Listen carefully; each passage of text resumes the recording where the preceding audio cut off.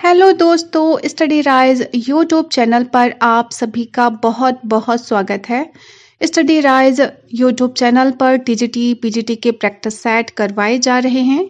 इसी क्रम में आज हम सोशियोलॉजी का प्रैक्टिस सेट नंबर 15 लेकर आए हैं। तो चलिए फिर शुरू करते हैं।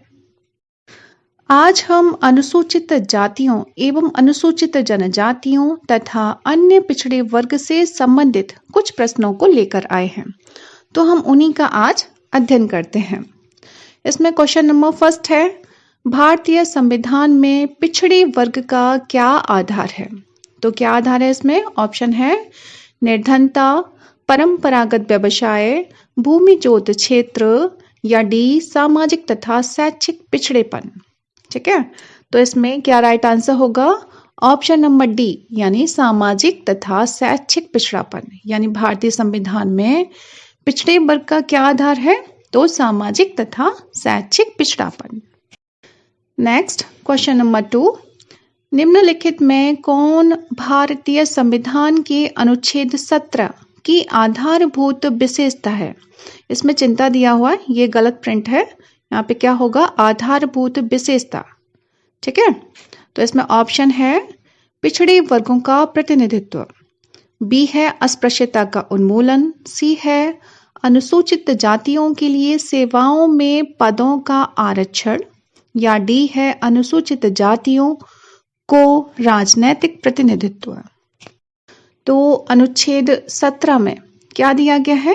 किसके बारे में बात करता है अनुच्छेद 17? तो वो करता है अस्पृश्यता का उन्मूलन। ठीक है, किसके बारे में बात करता है? अस्पृश्यता का उन्मूलन के बारे में बात करता है। तो इसका बी ऑप्शन राइट आंसर होगा इसमें। अच्छा, नेक्स्ट है क्वेश्चन नंबर 3, भारत के संविधान के किस अनुच्छेद में पिछड़े वर्ग पद का प्रयोग किया गया है? तो इसमें ऑप्शन है 15D, 16D या 17D या 23D। ठीक है, तो इसमें पिछड़े वर्ग पद का प्रयोग किसमें किया गया है? तो जो अनुच्छेद 16 का डी है उसमें पिछड़े वर्ग का प्रयोग किया गया है। तो ऑप्शन नंबर बी इसमें राइट आंसर होगा।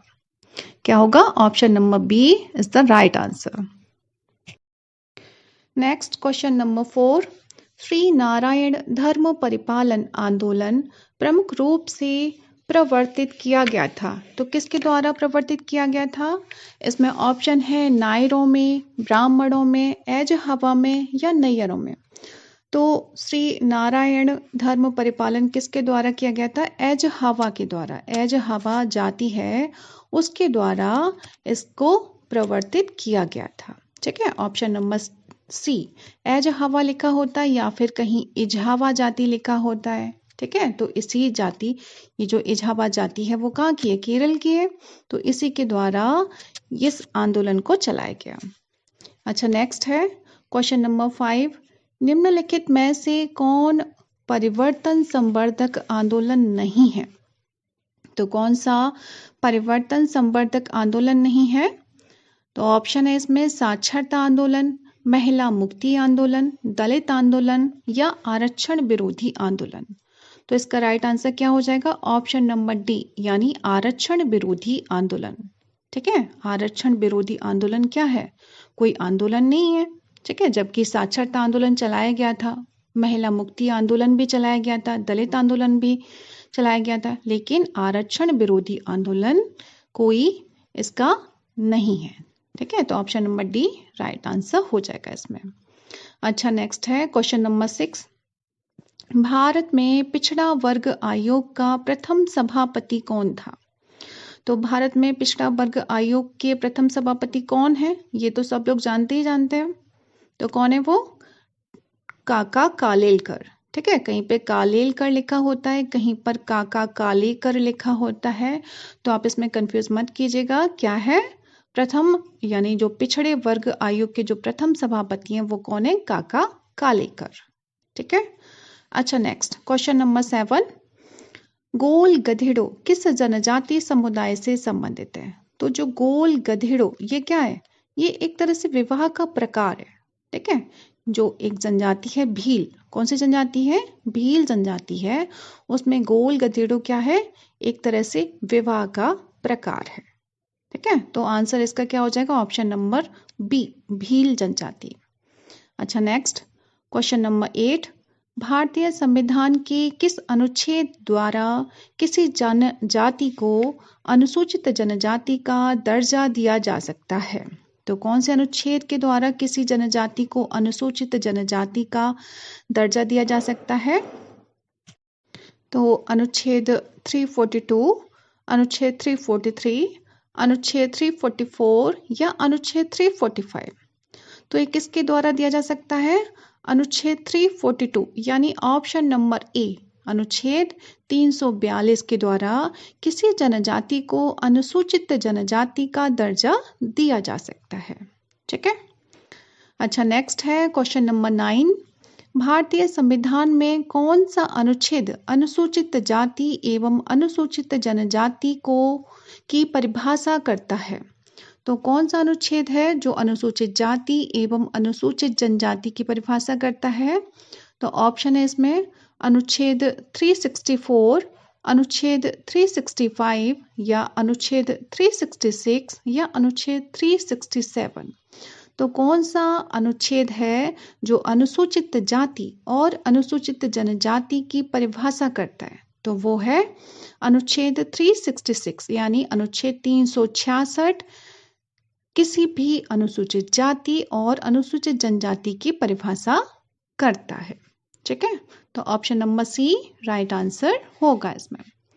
अच्छा, नेक्स्ट है क्वेश्चन नंबर 10, निम्नलिखित में से कौन अनुसूचित और अनुसूचित जनजातियों का हिमायती था? तो कौन था इसमें हिमायती? ऑप्शन है इसमें रफी अहमद किदवई, गोविंद बल्लभ पंत, महात्मा गांधी या जाकिर हुसैन। तो कौन हिमायती थे अनुसूचित जाति और अनुसूचित जनजातियों के? तो वो थे महात्मा गांधी जी। कौन थे? महात्मा गांधी जी एससी और एसटी के हिमायती थे। नेक्स्ट क्वेश्चन नंबर 11, भारत के संविधान के अनुच्छेद 46 के संदर्भ में निम्नलिखित में से कौन से कथन सही नहीं है?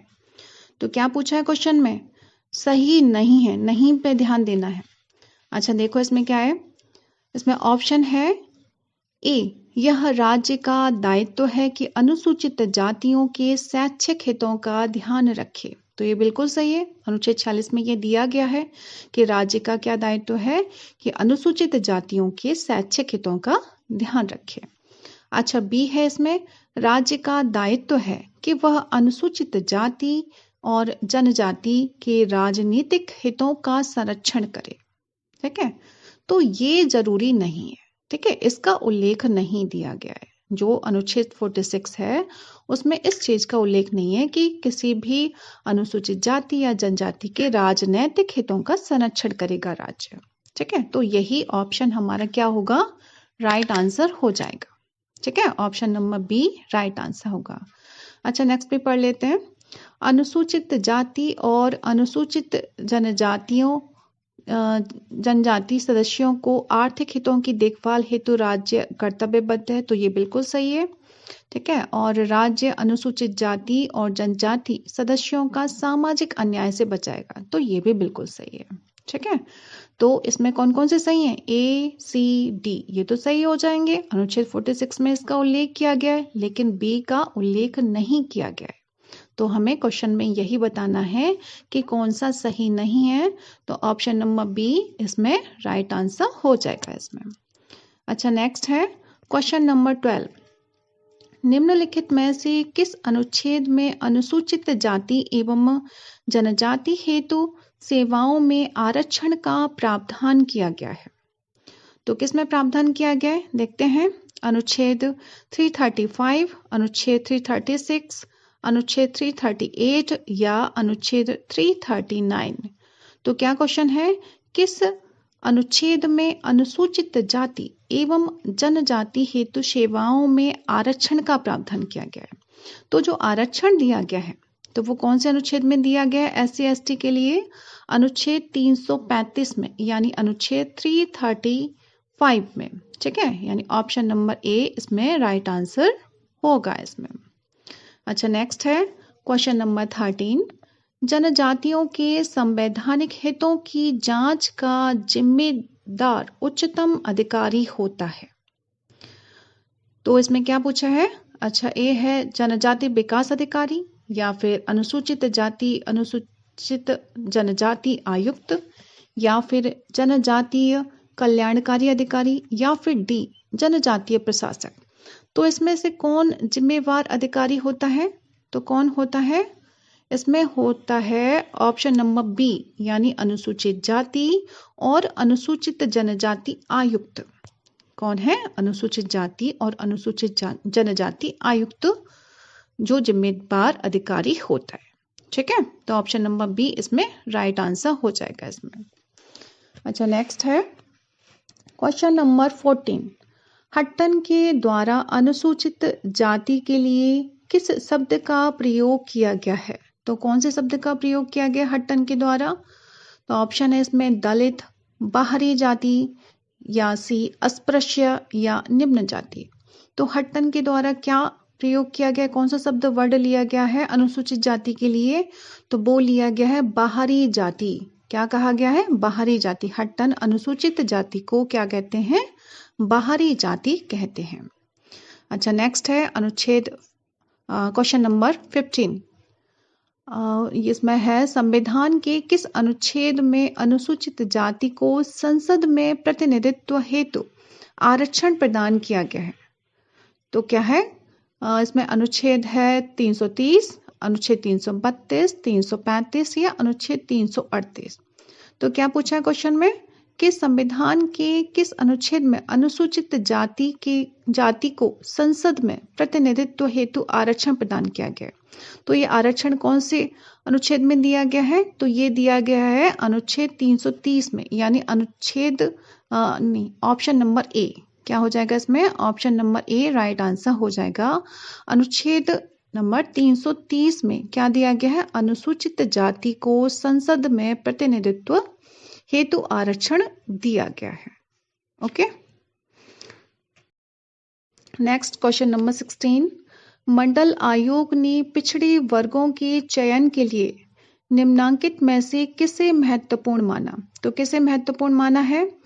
इसमें देखते हैं जातिगत, शैक्षणिक तथा आर्थिक आधार, बी है सामाजिक, शैक्षणिक तथा आर्थिक आधार, सी है जातिगत, शैक्षणिक तथा राजनीतिक आधार, और डी है सांस्कृतिक, आर्थिक तथा सामाजिक आधार।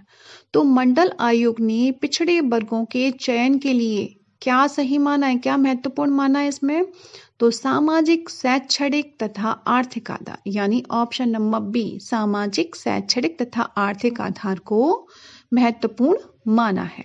ठीक है, तो राइट आंसर क्या हो जाएगा? Option number B. अच्छा, नेक्स्ट क्वेश्चन नंबर 17। भारतीय संविधान का कौन सा अनुच्छेद राष्ट्रपति को सामाजिक और शैक्षणिक रूप से पिछड़े वर्गों का पता लगाने के लिए एक आयोग को नियुक्त करने का अधिकार देता है? तो कौन सा देता है अधिकार?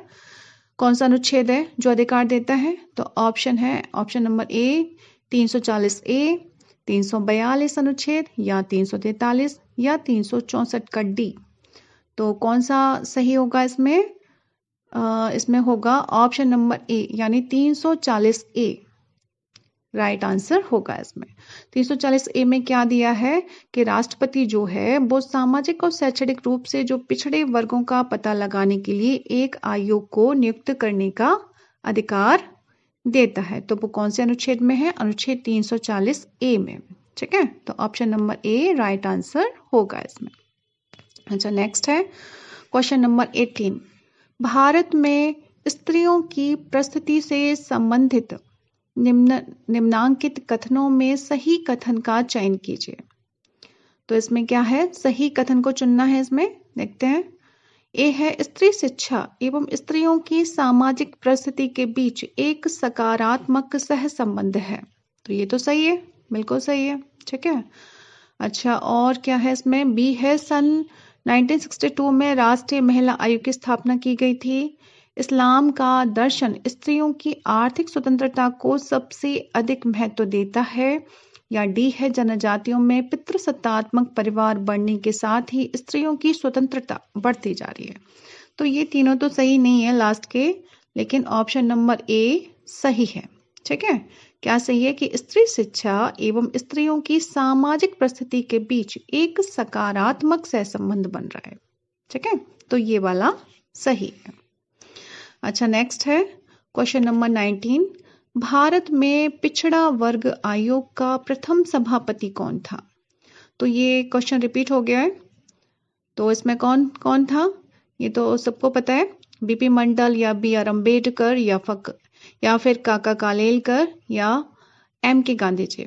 तो कौन है भारत में पिछड़ा वर्ग आयोग का प्रथम सभापति? तो काका कालेलकर, यानी ऑप्शन नंबर सी काका कालेलकर।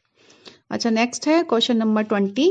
गोल गधेड़ो किस जनजाति से संबंधित है? तो ये अभी बताया था, गोल गधेड़ो विवाह का एक प्रकार है। तो कौन सी जनजाति में? भील में है। ठीक है, तो ये भी option number B right answer होगा। अच्छा, नेक्स्ट है इसमें क्वेश्चन नंबर 21। हरिजन सेवक संघ की स्थापना किसने की थी? हरिजन सेवक संघ की स्थापना किसने की थी? तो एम के गांधी, बी आर अम्बेडकर या ज्योतिबा फुले या गोपाल कृष्ण गोखले। तो हरिजन सेवक संघ की स्थापना किसने की थी? महात्मा गांधी जी ने। किसने की थी? महात्मा गांधी जी ने। तो इसका option number A right answer होगा इसमें। तो फ्रेंड्स, आज के लिए बस इतना ही। यदि वीडियो पसंद आती है तो वीडियो को लाइक कीजिए, शेयर कीजिए, कमेंट कीजिए, और चैनल को यदि फर्स्ट टाइम विजिट कर रहे हैं तो चैनल को सब्सक्राइब कीजिए। Thanks for watching my video.